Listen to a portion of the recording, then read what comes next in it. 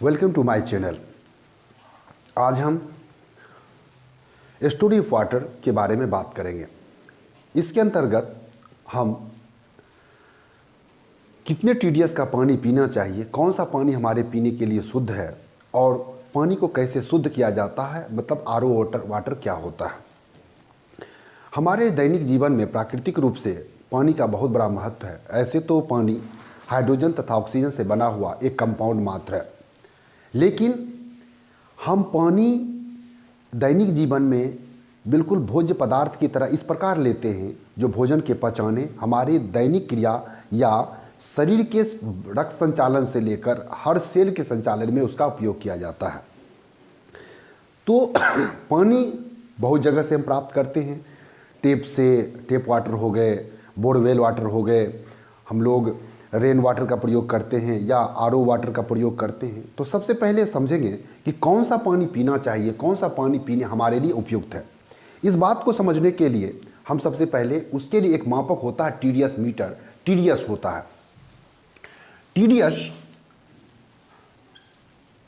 TDS का full form होता है टोटल डिजॉल्व्ड सॉलिड।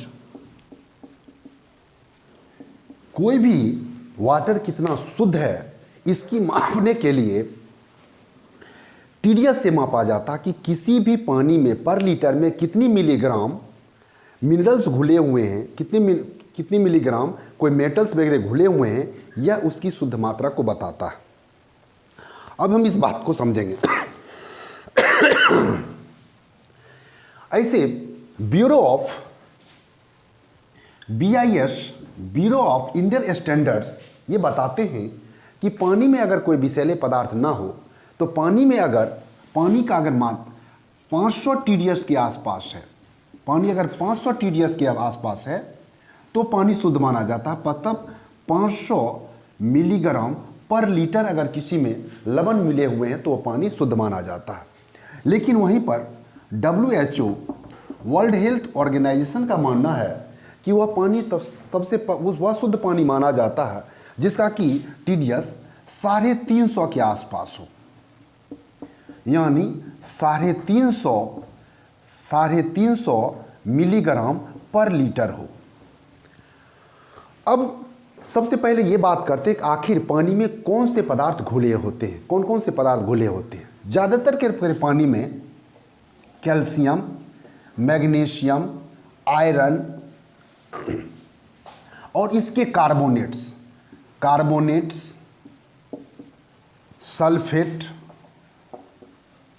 सल्फेट ये सब मिले होते हैं। कुछ और अशुद्ध पानी के रूप में कुछ मिले होते हैं, जैसे कि विषैले पदार्थ, जैसे क्रोमियम मिले होंगे, कोबाल्ट मिले होंगे, मरकरी मिले होंगे और आर्सेनिक मिले होंगे। ये सब पानी में मिले होते हैं। तो सबसे पहले हम इस बात पर समझने की कोशिश करते हैं कि आखिर हम आंकलन करते हैं कि कौन कौन से पदार्थ हमारे पीने के लिए उपयोगी है।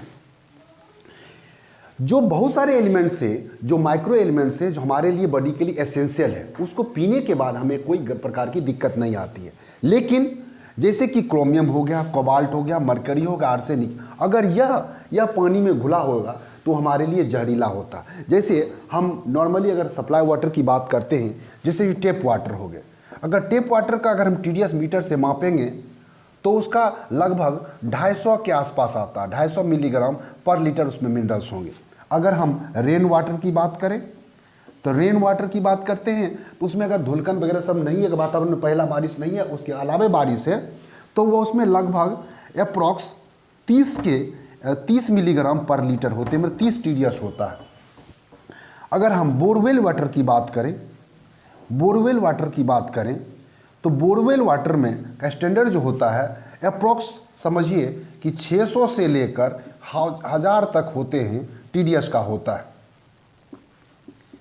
और अगर हम आरओ की वाटर की बात करें तो आरओ वाटर तो आप फिक्स कर सकते हैं जितना पे यह होना चाहिए। लगभग लोग सिंपली 60 से लेकर 80 मिलीग्राम पर लीटर का इसमें यूज करते हैं। अब कौन सा पानी पीना में हमारे लिए उपयोगी है। देखिए, BIS का कहना है, ब्यूरो ऑफ इंडियन स्टैंडर्ड कहता है कि अगर हमारा पानी 500 TDS के आसपास है तो उसे हम पी सकते हैं। लेकिन अगर WHO को है कहना कि 350, लेकिन हमें कोई कहते हैं कि सेट 60 से 80 TDS के आसपास होते हैं। तो कौन सा पानी पीना चाहिए, ये इसको मामले के लिए हम एक जनरलाइज करते हैं। जो 60 से 70 TDS के पानी होते हैं पीने में मीठे होते हैं, इसीलिए लोग उसे ज़्यादा प्रीफर करते हैं। लेकिन जो 100 TDS से कम के वाटर होते हैं, जिसका 100 TDS से कम का जिसका TDS वैल्यू होगा, वो पानी हाइपोटोनिक होता है, हाइपोटोनिक होता है। और जिसका TDS ज़्यादा होता है, जिसका TDS ज़्यादा होगा वो हाइपरटोनिक होगा, हाइपरटोनिक होगा। अब 100 TDS से कम वाले पानी को पीने से क्या होता है कि 100 TDS से कम वाले में कोई भी मिनरल्स की मात्रा नहीं होती है। जब मिनरल्स की मात्रा नहीं होती है तो उसे जिस पानी को जिस कंटेनर में रखा जाता है वह उसे घुलाने लगता है। जिससे जैसे सपोज कीजिए प्लास्टिक के बोतल में रखा जाता है सामान्यतः पानी, तो प्लास्टिक के बोतल को घुलाने लगेगा।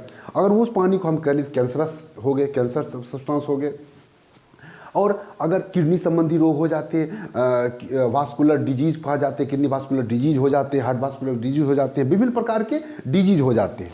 तो हम लोग ऐसा मान के चलें कि 200 से लेकर अगर 300 तक है, 300 तक अगर TDS का पानी है तो उसे हम आसानी से पी सकते हैं। अब सवाल ये उठता है कि गांव के देहात में जो पानी, जहाँ की वाटर का जो TDS होता है लगभग 600 से लेकर 1000 तक होता है, और लोग वहाँ पीते हैं, वहाँ पानी पीते हैं, वो हानि नहीं होता है, क्योंकि उसे पीने पर वो लोग इसलिए डिजीज नहीं होता है कि वो लोग मेहनती आदमी होते हैं, वो मेहनत करते हैं, पसीना के द्वारा सारे मिनरल्स जो शरीर में जाते हैं निकल के बाहर हो जाते हैं। और उसमें जो विषैली पदार्थ होते हैं, जैसे कि सपोज कीजिए क्रोमियम हो गए, उसके बाद मरकरी हो गए, आर्सेनिक हो गए, ये कोबाल्ट हो गए, ये सब अगर पानी में नहीं पाए जाते हैं तो पानी अगर 1000 TDS से नीचे भी है तो गांव देहात के लोग पी लेते हैं, उसमें कोई गड़बड़ी नहीं होती है। अब एक सवाल उठता है कि क्या अगर पानी में TDS कम हो तो क्या उसे भोजन में तो मिनरल्स लेके उसे पूरा नहीं कर सकते? नहीं। यहाँ पर इस सवाल को समझने के लिए थोड़ा सा आगे बढ़ते हैं।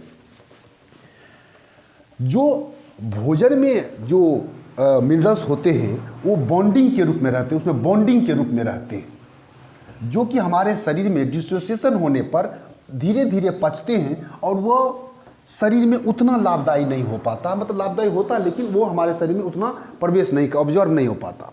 लेकिन जो वाटर में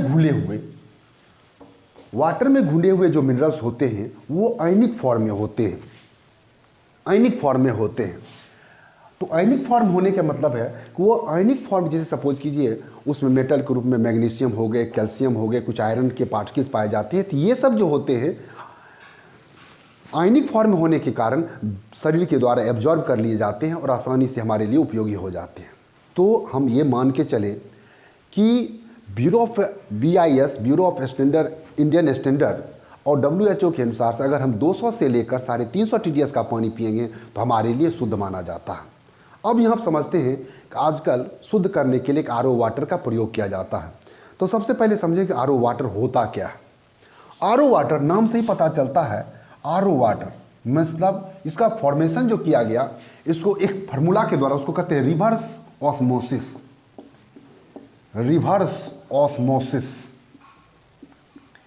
इसको रिवर्स ऑस्मोसिस के द्वारा किया जाता है। इसमें क्या किया जाता है, एक कंटेनर होते